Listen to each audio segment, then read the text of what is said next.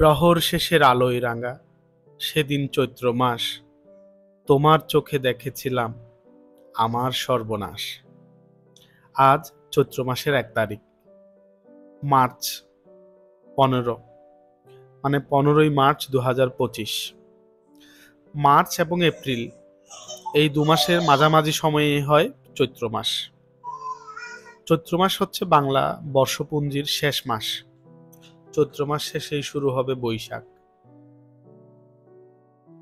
যদিও কবি বলেছেন তোমার চোখে দেখেছিলাম আমার সর্বনাশ, কিন্তু বাংলার কৃষকেরা দেখেন সম্ভাবনা। যে কেমন সম্ভাবনা? কারণ চৈত্র মাসে মাঠে মাঠে ফসল কাটার ধুম পড়ে। ধানের সবুজ গাছ সোনালি আভার রং ধরে। এই চৈত্র মাসে এত গরম পড়ে যেন পিঠ ফুঁড়ে যায়, এমন গরম।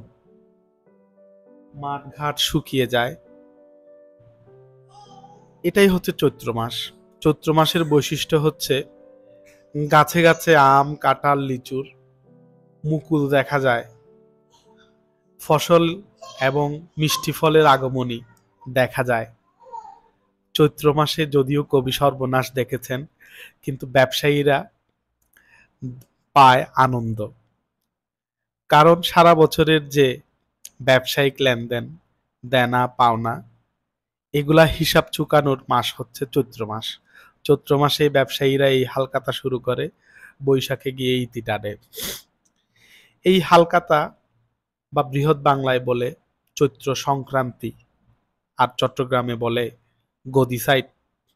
মানে হচ্ছে সারা বছর তুমি যা বাকি নিয়েছ, এই মাস হচ্ছে সেটা শোধ করার মাস।